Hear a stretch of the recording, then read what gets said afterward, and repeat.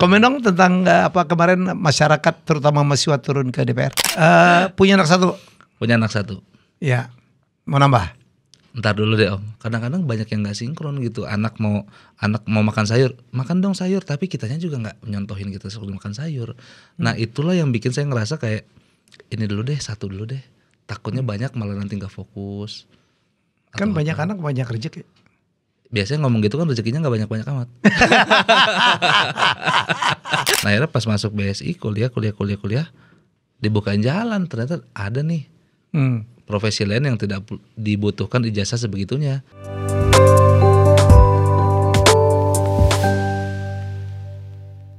Ya kita lucu-lucuan dulu deh. Tamu saya Dani Wahyu Nugroho gitu ya? Nugraha. Sunda tuh Sunda Om. Nama panggungnya Denny Beler. Kenapa lo dipanggil Beler? Sejarahnya panjang Om. Kalau jokesnya adalah nama Dani pemberian dari bapak saya. Oke. Nama Beler dari kelakuan bapak saya. Bapak lu justru? Iya itu jokesnya tuh. Tapi kalau sejarah aslinya adalah waktu SMP ada nama Dani 4. Di sekolah. Di Bogor. Okay. Nah senior tuh manggil Dani yang satu dengan yang lainnya kan ketuker. Okay. Nah identitas saya waktu itu matanya memang agak sayu Om. Oke. Gitu baru disebut itu Dani Beler aja gitu. Kok bisa warisan dari bapak? Bapak Beler juga? Iya dulu dia kan ini juga tuh agak-agak sayu matanya. Kok bisa berubah sekarang? Enggak beler-beler amat? Dulu tuh katanya penyakit mata Om ya yang sering itu vitamin A ya kekurangan. Kurang vitamin A. Kurang makan wortel. Iya makanya kelinci pada bagus. Coba bilang. Kan gak ada yang pakai kacamata Om. Iya memang. Buktinya ya kelinci tidak ada terlihat pakai kacamata karena makan wortel. Iya tapi dia pakai softland. Kita kalau tahu. Dan lo banyak melakukan apa ya joke-joke tentang keluarga. Betul. Dan joke bapak-bapak. Iya bapak-bapak. Memang ngambil ke situ ya segmennya. Sekarang lagi mengarah ke situ Om. Oh, banyak ngomong keluarga juga gitu ya. Betul. Ya, karena kan nikah fase baru bagi saya kan. Nikah dan punya anak jadi bergelut di situ aja permasalahannya. Banyak banget. Banyak Om. Tapi kan komika tuh kan biasanya mengungkapkan tentang permasalahan. Kalau lu ngomong banyak tentang permasalahan pernikahan, artinya pernikahan lu bermasalah dong. Komika tuh kan protes terhadap keadaan kan. Betul, keresahan berarti. Ya. Berarti resah rumah tangga. Ya itu sebenarnya, tapi itu tuh fase dimana saya ngerasa ini cocok nih dipotret buat materi stand up gitu. Okay. Apa lu bilang pernikahan itu 90% isinya apa? Ngobrol, 10%? Masalah. Tuker tuh. Istri lu kerja? Dulu kerja, tapi semenjak punya anak berhenti. Oke. Gitu. Penghasilan jadi komika tuh cukup ya untuk menghidupin keluarga gitu? Alhamdulillah Om. Kadang-kadang kalau lagi rame-rame banget, kalau lagi sepi-sepi banget, kalau lagi rame jarang banget. Segitu-gitu aja Om. Tapi adalah belakangan ini lumayan padat saya ngisi-ngisi korporat gitu. Ya tiba-tiba dulu kan saya kan nge-MC itu aman lah gitu. Tapi tiba pada satu masa kita nge-MC TV presenter tuh kalah sama pelawak-pelawak tau gak lo? Ya terakhir kalah dengan komika-komika gitu. Iya. Ya komik-komik gitu. Jadi menurut saya memang apakah negeri ini perlu kelucuan-kelucuan gitu loh. Iya mungkin lagi pada mumet kali Om. Karena butuhnya hiburan aja. Apalagi gitu. Sekarang ya. Iya apalagi sekarang. Komen dong tentang apa kemarin masyarakat terutama mahasiswa turun ke DPR. Demo. Itu saya tidak terlalu mengikuti ya Om ya. Tapi yang seliweran sih masalah tunjangan anggota DPR. Anggota DPR kayaknya memang kurang tepat itu. Karena kan ekonomi kita lagi begini. Semua efisiensi tapi kenapa mereka malah. Saya pikir itu sosialisasinya yang salah ya. Mungkin ya sosialisasi yang salah. Kalau nggak salah yang diprotes itu tentang tunjangan rumah 50 juta sebulan. Iya betul. Iya itu aja. Pulsa 15 juta untuk telepon. Kan nelpon konstituen lagi. Iya. Lu pernah ditelepon anggota DPR? Belum. Yang lu wakilin gitu. Cuman ini permasalahannya ya Om Helmi. Komunikasi mereka tuh ya jelek banget. Nggak cuma DPR ya. Saya pikir banyak sekali pejabat-pejabat publik gitu ya. Ngomongnya sembarangan gitu. Iya serampangan banget. Itu tuh sebenarnya ada coachingnya dulu gak sih Om? Nggak ada. Ya nggak ada. Yang mungkin waktu dipanggil kemana gitu sampai ke Magelang, saya nggak tahu tuh ada materi tentang komunikasi atau tidak ya. Oh. Rasanya nggak ada lah. Kayaknya nggak ada ya. Kalau nggak mungkin tuh ngomongnya sembarangan semua. Iya, kalau ada nggak mungkin berarti ya. Iya. Bukan semua sih. Banyak banget yang sembarangan Iya. yang ngomongnya, dan ada yang akhirnya minta maaf gitu ya karena salah ngomong atau apa gitu. Betul. Saya pikir tuh setiap anggota DPR yang berbicara tuh sebelumnya udah di brief dulu Ya. sama si si pelatihnya gitu, ngomong media gitu, ngomong ke media tuh harus hati-hati gitu. Siapa pelatihnya? Nggak ada ya. Nggak ada, rasanya nggak ada. Makanya banyak banget. Yang Nggak usah dipikirin lah. Punya anak satu. Punya anak satu. Ya. Mau nambah? Ntar dulu deh Om. Nah, ini dia nih. Ini dia nih. Ini tren banget ya. Jadi kayaknya di materi lu ya, bahwa sekarang trennya anak-anak sekarang, anak-anak muda menunda pernikahan. Lo nikah umur? 29 berarti. 28 29. Iya. Zaman gue 23 24 tuh udah dianggap perjaka tua tuh. Di umur segitu. Iya. Waktu tahun apalagi perempuan ya. Perempuan mah apalagi di tempat-tempat lu di Sunda gitu 19 tahun. Wah, udah harus nikah. Udah harus nikah ya. Zaman dulu. Sekarang kayak udah biasa aja Om. Kenapa ya menurut lo? Perbedaan kultur kali Om sekarang. Kultur sekarang. Kan sekarang melihatnya adalah si ekonominya dulu yang disorot. Mampu gak nih biayain anak gitu. Jadi kekhawatiran itu yang bikin generasi sekarang tuh mempertimbangkan untuk nikah, apalagi punya anak gitu. Sebesar itu ya beban punya anak itu ya. Emang mahal banget emang. Di luar ekonomi sih saya ngerasanya ya, di luar ekonomi cukup mahal, tapi yang lebih berat adalah ngedidiknya Om. Kayaknya unsur kedua tuh ya. Unsur kedua. Iya. Itu yang bikin berat tuh. Karena kelakuan manusia akhir-akhir ini makin ajaib ya. Betul. Ya Allah. Betul. Saya semenjak punya anak Om Helmi langsung sering baca buku parenting. Iya benar. Oke, terus? Tapi semakin saya baca buku parenting, semakin saya ngerasa gagal jadi seorang parent. Karena ternyata inti dari parenting itu bukan soal ngendalin anak, tapi ngendalin diri sendiri. Nah itu yang saya ngerasa, kalau anak mau jadi A ya kitanya harus A dulu. Kadang-kadang banyak yang nggak sinkron gitu. Anak mau makan sayur, makan dong sayur, tapi kitanya juga nggak nyontohin kita sebelum makan sayur. Nah itulah yang bikin saya ngerasa kayak ini dulu deh, satu dulu deh. Takutnya banyak malah nanti nggak fokus. Kan banyak anak banyak rezeki. Biasanya ngomong gitu kan rezekinya nggak banyak-banyak amat.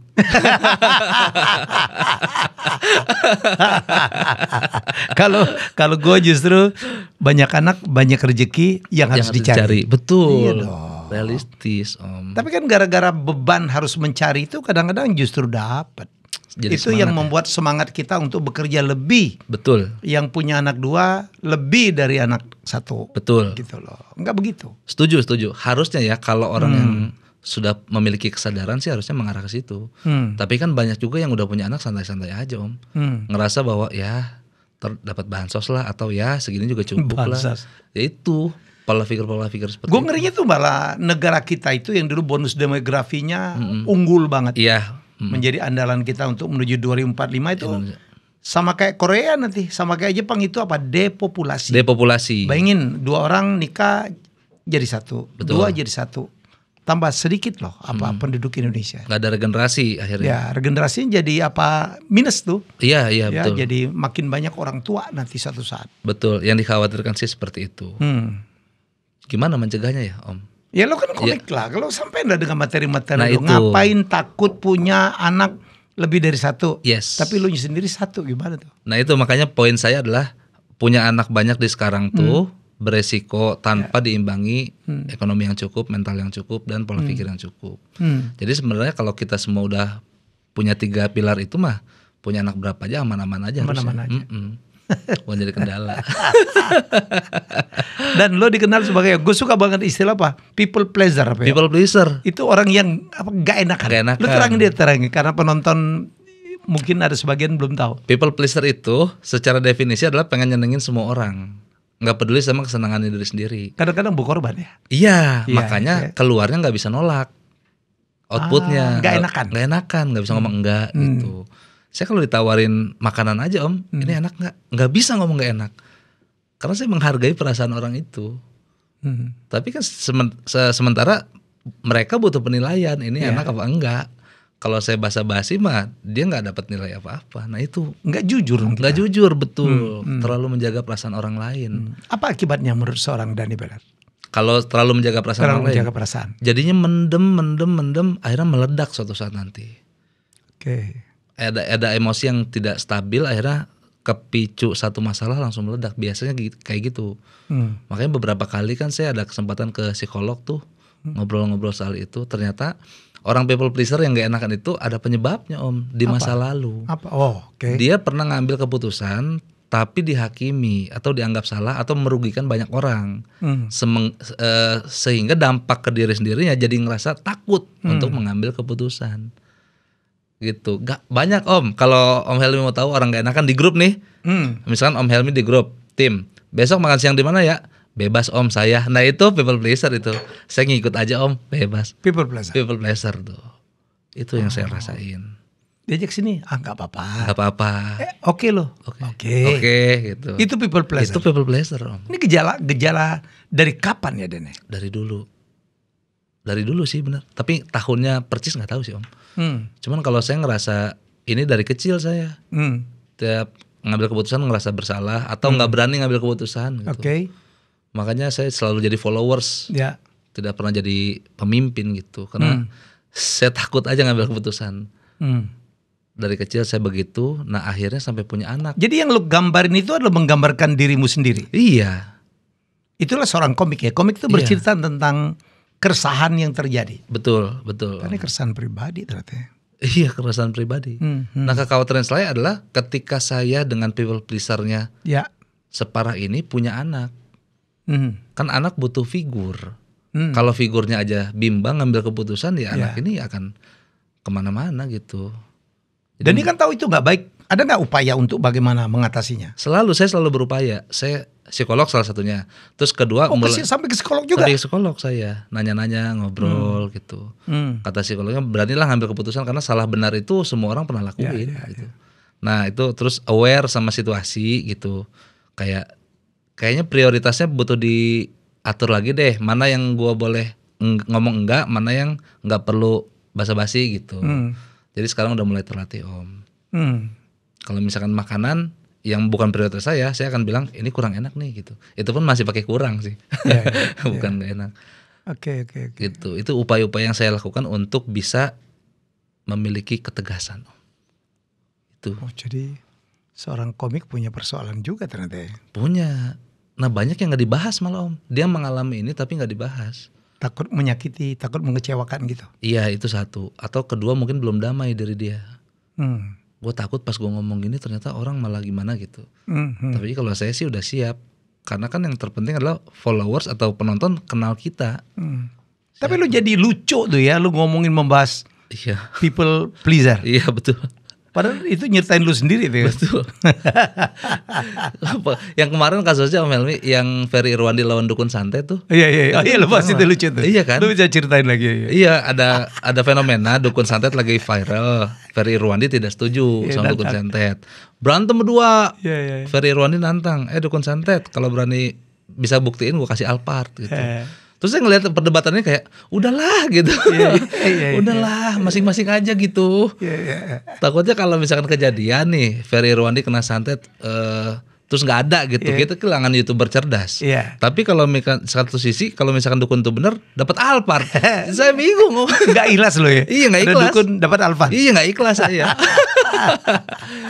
Dilematis. Tapi itu gila tuh Ferry Irwandi berani menantang gitu ya. Betul. Berani banget. Sebuah sikap kali Om ya. Sikap ya. Jadi nggak terbukti juga ya kan? Iya. Dalam hal ini gitu. Betul. Jadi agak-agak kayak si pesulap merah tuh si Ferry Irwandi ya. Betul. Iya. Cuman nggak merah aja dia. Oh Ferry pinter banget. Jadi Ferry Irwandi itu adik kelas saya di STAN. Oh iya. Jadi gue tahu saya juga kayak gila ya. Dia punya pikiran kayak gitu. Sampai itu dia nantang santet itu saya pikir gila itu. Konyol banget dan viral ya. Dan viral Om. Ya. Jadi dia bilang uang-uang AdSense-nya ditaruh ke situ semua. Betul. Tapi itu menurut saya ya, itu edukasi yang cukup baik ya Om ya. Ya. Orang jadi pengen tahu apa sih isunya gitu. Kan selama ini edukasinya cuma begitu-begitu doang kan. Ya jadi ada siapa lagi ya?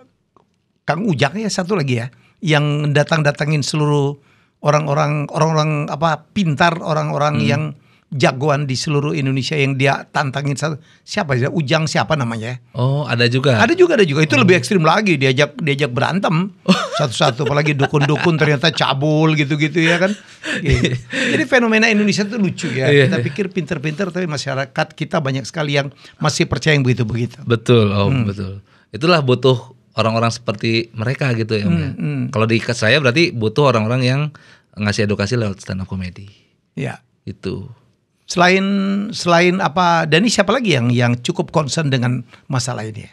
Masalah apa? Supaya Indonesia ini orang kita ini waras lah ya. Jadi enggak klinik-klinik amat ya juga jadi gitu tuh. Ya tier atasnya Bang Panji pasti. Ngomongin soal kebangsaan, ya. Logika berpikir ya beliau lah paling atasnya. Segmennya kan banyak-banyak Om. Ini nggak jilat ya karena bos lo Panji gitu. Ketahuan deh.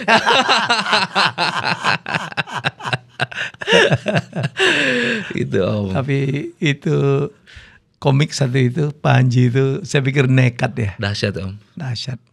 Ya nekat banget. Bayangin ya dia ke New York sekarang tinggal di Queens loh. Dia bawa anak, bawa istri gitu. Kan nggak gampang. Saya kan pernah nonton Panji gitu. Dia main satu klub, kita bayar, dapat minuman, nonton Panji. Dan dia ngelit berapa komik-komik yang lain. Dia nggak dibayar loh. Di sana ya Om. Iya, yang nonton 17 kali. Itu pun 8 orang gue sekeluarga tuh. Iya, dia berlatih ya, berlatih. Saya bilang kalau kita penyanyi nih Dan nyanyi musik universal. Iya. Ya kan, betul. Nggak heran banyak sekali penyanyi Indonesia yang kita nggak tahu siapa, terkenal Brian Reed segala macam kan bisa ngetop tuh, karena universal. Gamelan pernah masuk film Avatar, ya kan? Karena musik itu universal. Tapi joke loh, segmented banget. Lucunya Indonesia belum tentu di sana lucu. Iya. Dan Panji tuh, saya bilang apa yang dia cari itulah Panji ya. Betul. Dengan segala perjuangannya. Ya. Kayaknya dia tuh nyari duit di Indonesia untuk dihabisin di sana tuh, betul. Untuk dia eksperimen tuh. Betul. Iya, kasarnya begitu sih. Dia untuk hidup di sana kan dari nol kan, Om Helmi. Iya. Di sana saya pikir dia belum dapat duit lah ya. Belum dapat. Iya. Itu berdikari Om. Apa itu namanya? Berdikari. Itu yang saya mau contoh nanti. Oh. Iya. Sama saya keluar Bogor dulu ke Jakarta lah. Ya, jadi saya bilang Panji luar biasa. Tapi dia itu saya kagum lah ya. Dulu nggak pernah kita kebayang ada seorang komik bisa sebanyak itu hasilnya tiap kali pertunjukan. Ya, tiap tahun dia bikin special show. Ya, tahun lalu kalau nggak salah di Istora Senayan. 7.500. 7.500 sekarang ke Indonesia Arena yang tanggal 30 Agustus. Wow. Selamat Panji. Kita upayakan nih tayang sebelum apa juga promosiin udah sold out. Udah sold out Om. Ya lah udah selalu lah. Two thumbs up. Iya. Jadi saya tahun lalu masih diminta menjadi salah satu pewawancara 8 atau 6 ya. Jadi satu kehormatan untuk saya. Karena Panji itu dulu dalam ceritanya dia dulu pengagum saya waktu saya jadi komentator NBA. Oh. Dia bilang dia pernah ya di Bintaro ngelihat saya gitu gimana gitu.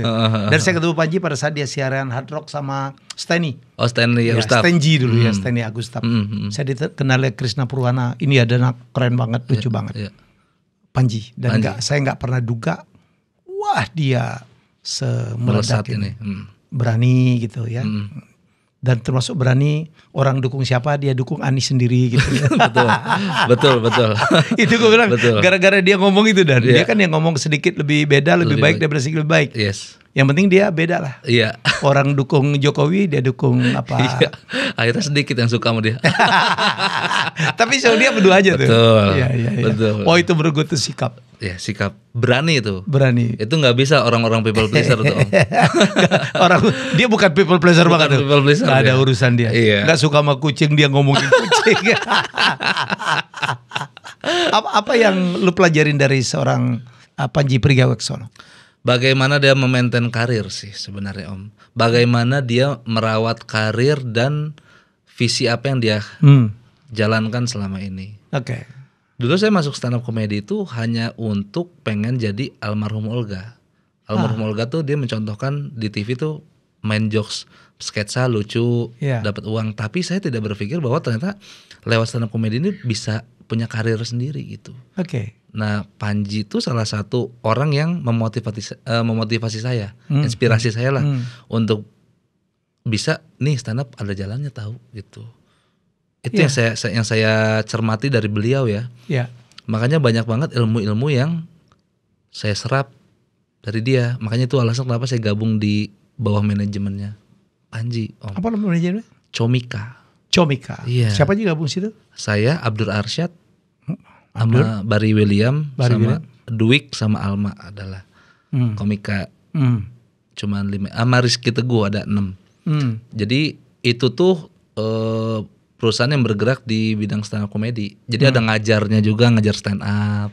Terus jadi comedy clubnya juga, tempat open mic, tempat orang latih stand up.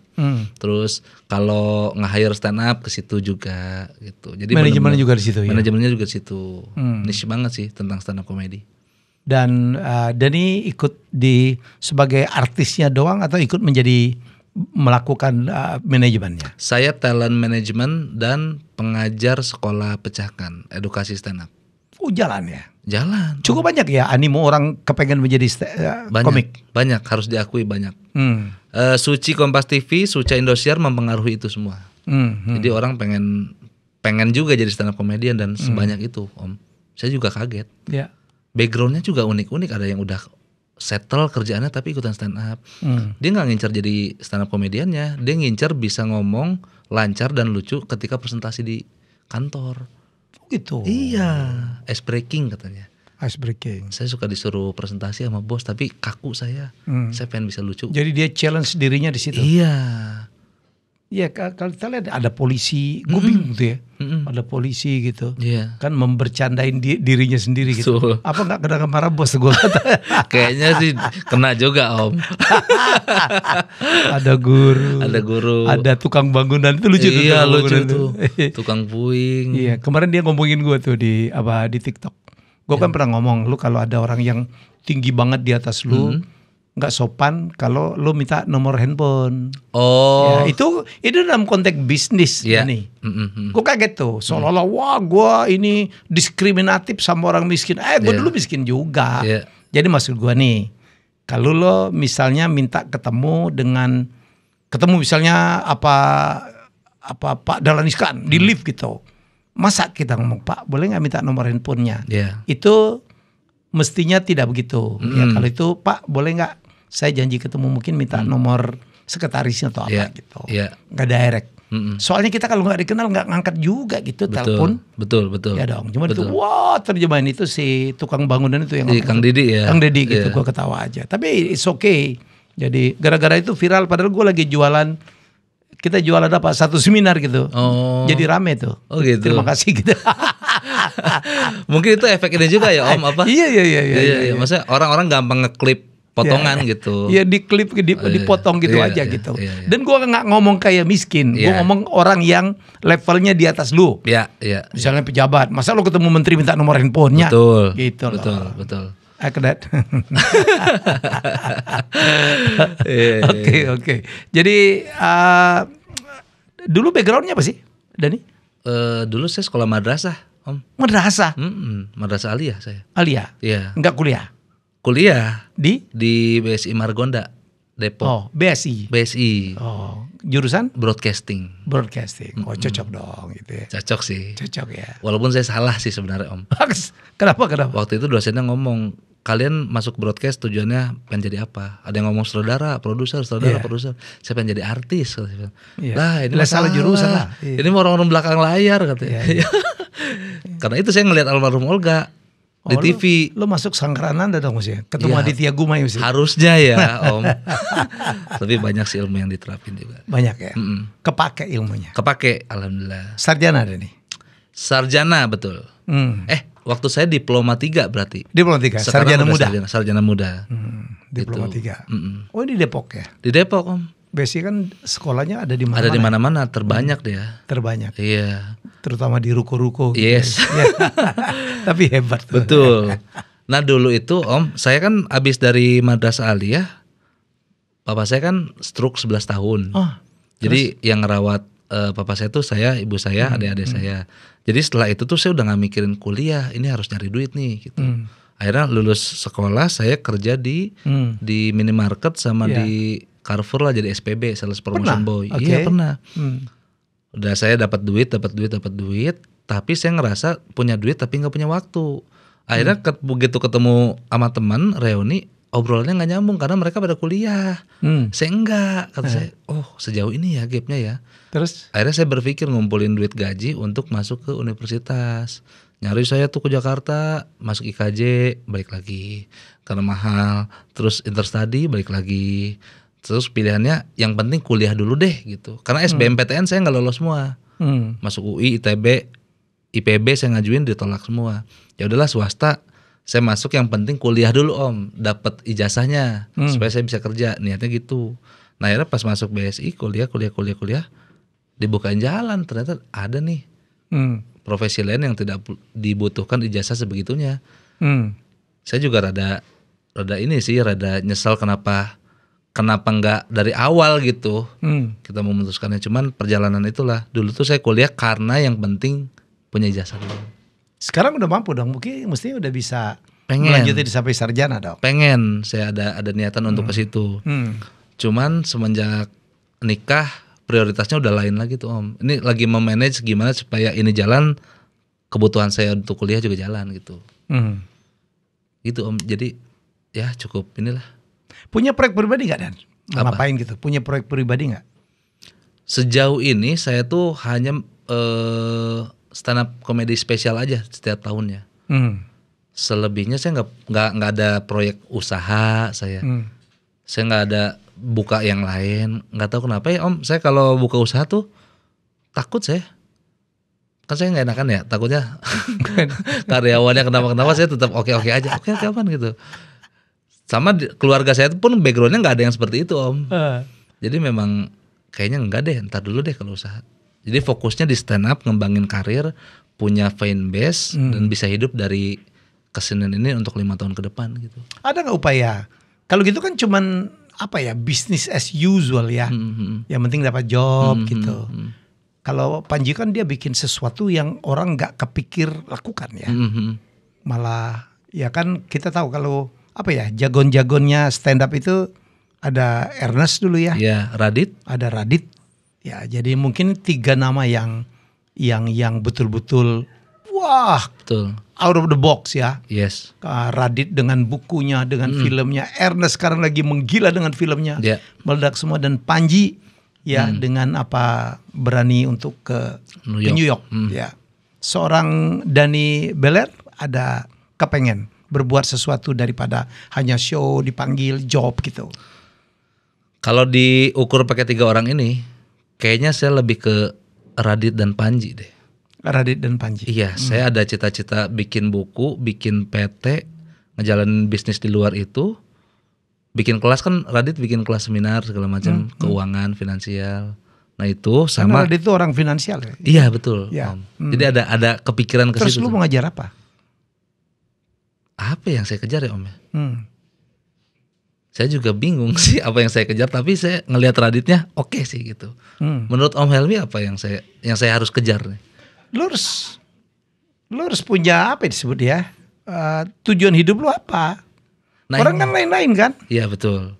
Ada kepengen jadi ini, kepengen jadi itu, ada kepengen begini aja, itu juga tujuan hidup tuh. Oh iya. Ya, tinggal jadi orang itu ditentukan tujuan hidupnya. Boleh dilahirkan oleh keluarga yang sama, sekolahnya sama.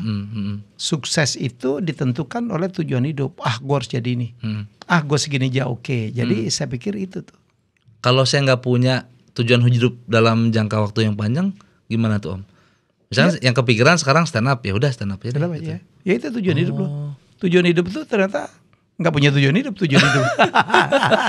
Ya apakah harus semuanya? Enggak juga ya Om ya? Enggak juga, senyamannya aja. Tapi normalnya kan orang ngomong tentang growth mindset lah, harus bertumbuh dong. Iya bahwa sih. hari ini harus lebih baik dari hari kemarin. Itu aja. Nah baiknya dalam hal apa? Bebas kita semua sendiri yang ngukur ya. Yang ngukur. Ada yang mengartikan kepengen lebih kaya, ada kepengen lebih populer, ada yang lebih kepengen lebih bahagia. Itu saya pikir yang apa ditentukan. Saya lebih ke bahagia sih sebenarnya Om. Karena dari dulu tuh saya tidak menemukan definisi bahagia itu apa gitu. Saya sampai ngobrol sama Bang Radit nih masalah ini panjang banget tuh Om. Ya. Tentang definisi bahagia. Ya. Apa ya saya bilang? Kenapa kita harus mencari kebahagiaan ya? Enggak harus dicari katanya. Iya. Radit juga luar biasa ya. Saya udah 2 kali wawancarain dia dan dia pernah wawancara. Ya. Unik juga tuh. Pola pikirnya ya. Pola pikirnya, waduh, itu memang apa ya? Extraordinary tuh. Iya. Enggak terlalu gimana gitu, tapi laku gitu loh. Anomali ya Om. Iya, anomali. Yang jago itu Ernest saya pikir ya. Ernest Panji itu jago jualan tuh. Betul. Oh, dia tuh. Aduh, kita nggak kepikir dia bisa jadi duit tuh Panji itu. Iya, betul. Itu belajar dari mana gua nggak tahu tuh. Nah, saya belajar dari Panji deh kalau gitu. Iya. Jadi menurut saya sayang juga kalau ya segini-segini aja. Karena dunia berubah. Iya sih. Lu mantap, dunianya maju, lu tertinggal. Nah, iya benar. Ya. Nah, itu saya mau nanya nih ke Om Helmi. Gimana Om Helmi kan bisa dibilang adalah public figure yang lintas generasi. Ya. Dari generasi saya ke generasi yang baru masih kenal Om Helmi.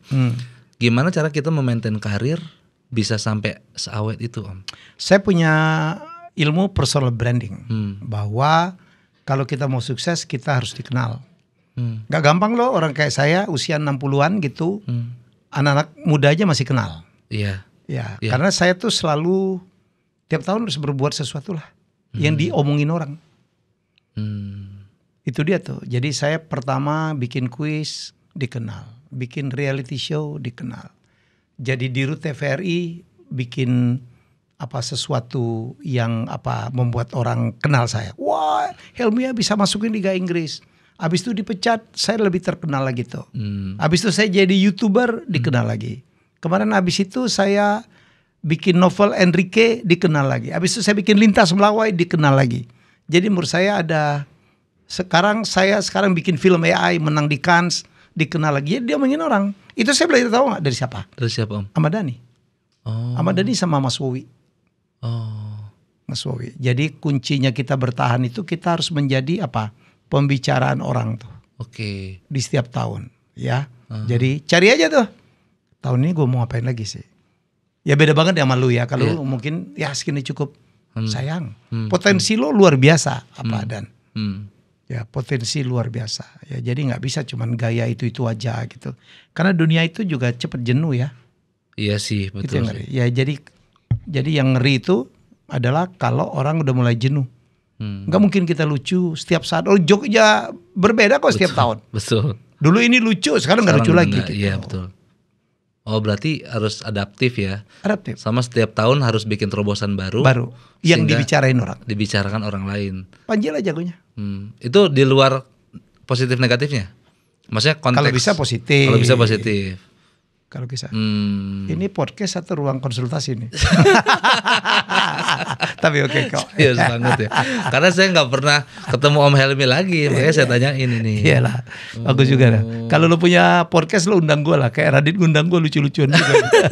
Iya, siap-siap Om. Lo kebayang ya? Tiba-tiba saya punya ide, gue mau bawa orang belajar bisnis ke Cina. Iya. Padahal gue tuh Amerika banget dan gue sekolah di Amerika, bolak-balik ke Amerika. Gue dulu siaran NBA ke Amerika. Oke. Ya, nama gue tuh bagus banget, tau gak? Sekarang ada 3 orang dari Spanyol, Amerika minta saya siaran NBA lagi nih.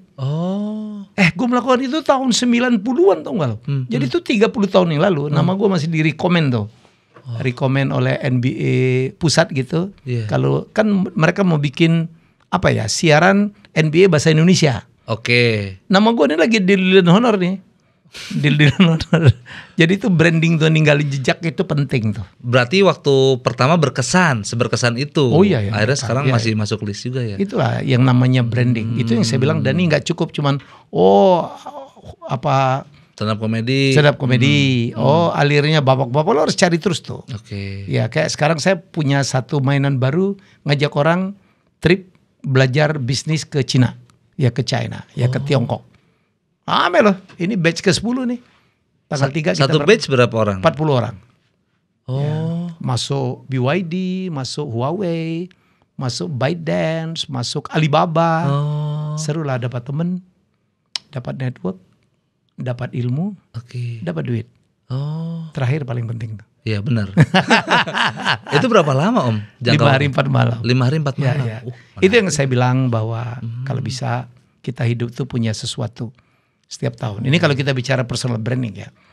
Jadi saya alhamdulillah umur 62 sekarang masih diingat orang lah. Masih gitu banyak dipanggil-panggil lah. Kita kan cowok panggilan juga. Oh gitu, oke Om. Berarti inovasi ya. Iya, iya, iya. Oh iya, harus ada pasti. Kalau inovasinya sorry Om, kalau inovasinya setiap tahun berbeda dengan karakter yang kita bangun sebelumnya, oke. Oke. Tidak harus inline gitu. Apa harus inline? Kalau bisa inline kalau bisa. Karena kita dalam personal branding itu kan nggak bisa main-main tuh, nggak bisa fake. Oh, iya, harus jujur. Real gitu, harus jujur gitu. Tinggal pengembangannya aja. Oke. Oke. Jangan terlalu nyimpang tuh, tahu besok lu jadi ustadz itu kan nyimpang tuh. Terlalu menyimpang Iya, ya. terlalu menyimpang. Walaupun bisa-bisa aja tuh. Iya, Kayak Akri lucu loh sekarang. Akri lucu benar. Akri lucu gue lihat. Aduh, tawa dari seorang pelawak itu zaman itu ya. Iya. Jadi kayak gitu. Oke, dan kembali ke topik yang lo suka mainin. Lo ada ini nggak? Ada nasihat nggak untuk anak-anak sekarang yang mendelay pernikahan? Pertama itu tuh saya mau ngomong ke teman-teman semua yang masih mempertimbangkan nikah apa enggak.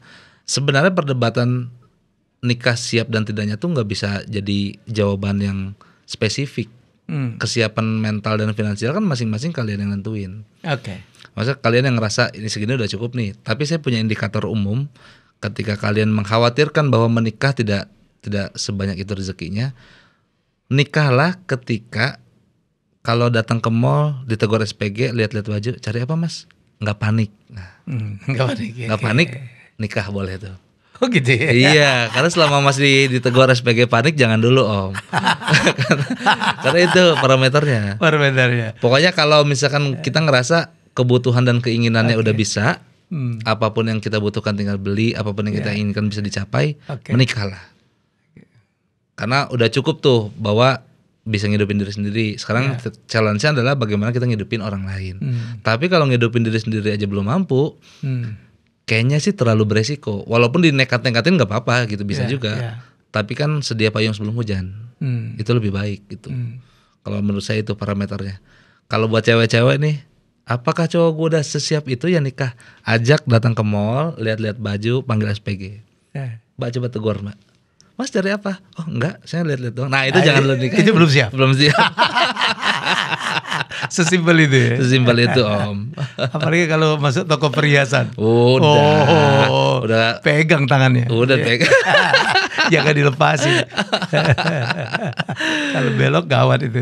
Betul. Menurut saya finansial penting sih Om. Ketika udah nikah dan punya anak ya. Iya, jadi faktor yang penting tapi bukan yang utama. Tapi kalau nggak ada itu susah juga. Dulu kalau gue modal nekat aja deh. Modal nekat ya? Nekat, insya Allah bismillah.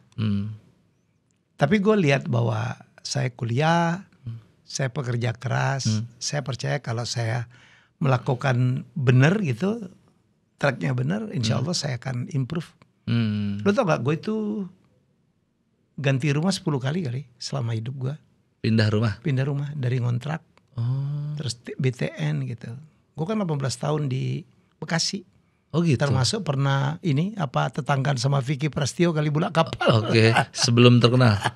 Ya, sebelum terkenal. Terus begitu gue terkenal dengan Siapa Berani, baru tuh gue masuk Kemang Pertama Regency. Oke. Habis itu berdoa, ya Allah tiap tahun hapuskan huruf di belakang Kemang. Ya, gue satu-satu Kemang Pertama gitu. Oh. Ujung-ujungnya Kemang ya, mepet Kemang lah. Gitu.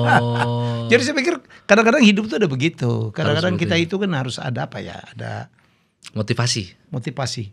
Kita tuh apa yang kita pikirin. You are what you are thinking. Ya, jadi kalau kita berpikiran gitu, nyampe kok. Ada aja rezekinya. Iya. You are what you are thinking. Kita harus pikirin. Betul. Jadi kalau kita mikir berat banget nih. Gue mampu. Anak orang mau diboyong gitu. Mau dikasih makan apa? Hidupnya pasti susah terus. Dibalik dong. Gue yakin bisa. Tahun depan gue pasti gini. Tapi bekerja gitu, jangan Iya. berdoa doang. Itu Ya. poinnya sebenarnya. Om. Iya dong, ya dong. Iya. Lo ada lagi yang mau ditanyain ke saya ini? Jadi kita podcast hari ini agak istimewa. Om Helmi dong kasih wejangan buat saya sebagai bapak baru yang punya Ya anak. saya pikir gitulah. Saya bingung aja tuh. Anak gue termasuk 2 orang punya anak 1 udah cukup. Gue kan kepengen cucu gue banyak dan. Iya. Iya cukup 1 aja Pak. Kenapa? Repot ngebesarinnya. Ya Allah, lu kalau nenek lu dulu anaknya 10 gitu. Nggak punya babysitter. Ngerti gak lo? Iya, ngerti. Nggak punya babysitter.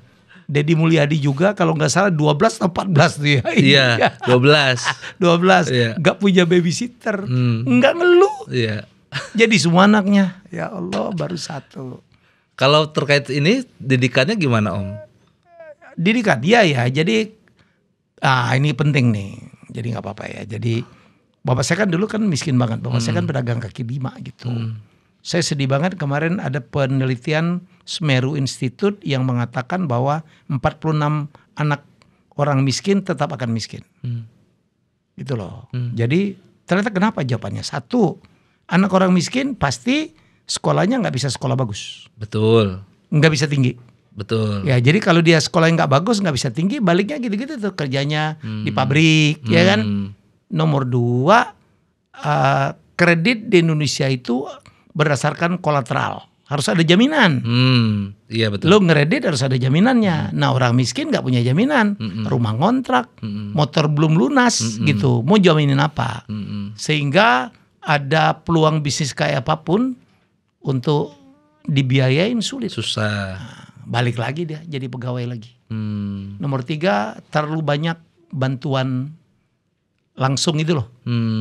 Ya kasih beras, aneh beras. Itu kan jangka panjang nggak bagus. Membuat orang tuh tergantung. Ketergantungan. 3 aja. Nah jadi kalau kita terlahir miskin nggak apa-apa. Yang penting matinya jangan miskin. Itu kata Bill Gates. Oke. Caranya apa? Kalau kita miskin ya kita harus bekerja lebih keras dong. Betul. Lebih pintar dong. Iya.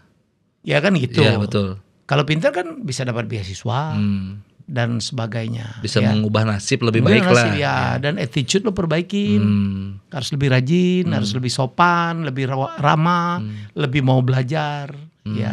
Jadi menurut saya, dan itu yang saya lakukan dengan kakak saya Tanto Wia. Ya. Sekarang kita udah bisa mengatasi itu. Jadi menurut saya sih itu sayang banget kalau tidak melakukan itu. Itu yang makanya saya sekarang jadi orang yang banyak sharing ya, banyak ngasih nasihat di seminar-seminar, di konten-konten saya. Saya kepengen banget negara ini maju. Ya, saya tuh termasuk orang yang sebel banget waktu kabur aja dulu gitu, ada berapa pejabat kita seolah-olah wah itu orang nggak punya nasionalisme. Ada lagi yang bilang nggak usah pulang aja sekalian, nggak usah begitu, nggak usah begitu. Ya kalau memang di Indonesianya nggak punya banyak peluang ya keluar negeri bagus dong. Iya. Ya pasti mereka tetap cinta Indonesia. Negaranya. Ya saya udah kabur aja dulu. Saya kan sempat kabur ke Amerika setahun gitu untuk kuliah ya kan. Iya. Habis itu kan ya pulang lah membangun negeri. Nah itu yang benar harusnya ya Om. Iya gitu loh. Jadi jangan ditahan-tahan, jangan dinyinyir-nyinyirin ya. Iya nggak jangan nyinyirin. Iya. Mending lu ngasih pekerjaan kagak juga gitu. Jadi Panji ini juga mungkin kabur aja dulu gitu. Walaupun dia bolak-balik. Iya. Panji tuh nyari duit di Indonesia untuk di-spend di sana tuh. Belajar oleh Panji. Ya.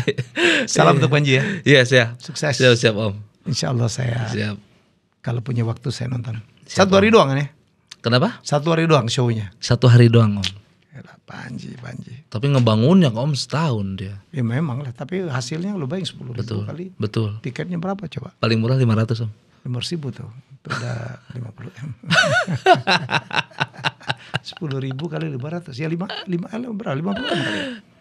Waduh, Panji mah jago banget gitu-gituan. Jago banget Om. Iya. Makanya Dia nyerah lah. Iya. Ya. Makanya saya senang banget dikelilingin sama orang-orang yang spesial, termasuk Oke. Om Helmi di sini. Kalau ada kan Om Helmi backgroundnya pernah ke luar negeri ya. Ya. Kalau ada satu hal dari pola pikir luar negeri yang bisa diterapin ke orang Indonesia kira-kira apa Om?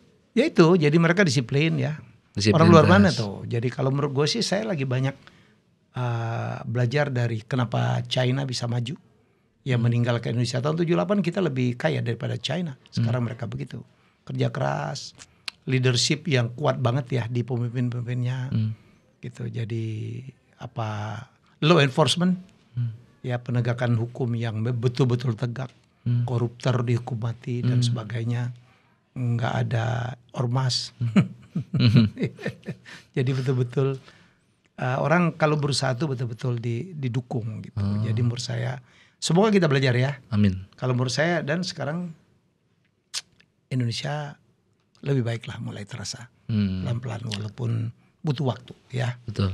Ya kita tahu masih banyak yang kena pinjol, kena ojol. Iya. Percaya yang tadi, percaya yang percaya begitu. macam-macam gitu. Thank you Dani. Siap, sama-sama Om Helmi, terima kasih banyak. Jadi ini kita ngobrol banyak ya. Iya, terima Maaf kasih. kalau saya lebih banyak ngomong. Nama juga Helmi ya bicara, jangan protes. Iya. Ini yang saya tunggu. Ada yang mau disampaikan lagi? Ya, terima kasih. Buat teman-teman semua mau ngingetin lagi aja. Saya bikin special show yang bertajuk Dani Blues. Dani Blues. Iya, itu Kapan? tanggal 13 September di Bogor. Tiket bisa dibeli di danibeler.com. Karena di sana saya akan bahas tentang parenting, pernikahan, dan pola asuh. Wah menarik nih. Itu. Kalau gue punya waktu boleh dong gue nonton. Siap Om Helmi dengan Tiket senang berapa hati. juta? Enggak.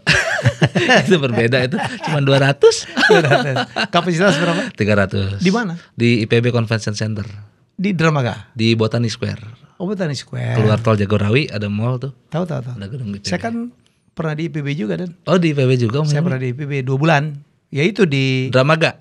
bukan. Yang Saya di zaman itu. saya 81 saya yang di itu dong di Jalan Raya Pajajaran itu. Jalan Baranang Siap. Oh Baranang Siang. Iyalah yang sekarang Iya. jadi botanikal. Betul. Oh di situ. Kampus Om gue Helmi. di situ di belakangnya dulu ada babakan fakultas. Betul. Pernah di Jalan Bangka, lu bingung tuh. Iya. Oh di Jalan Bangka. Saya tanya ke Taman Koleksi tuh. Sekarang. Iya sekarang. Dulu ada terminal kan sampai Ada sekarang terminal, sampai sekarang. Nah, saya di sebulan di Jalan Bangka, sebulan di babakan fakultas. Oh. Hidup Bogor.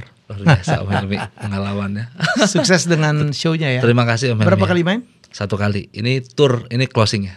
Sekali Closing. main doang. Oh ya? Dani Blues. Dani Blues. Di mana aja mainnya?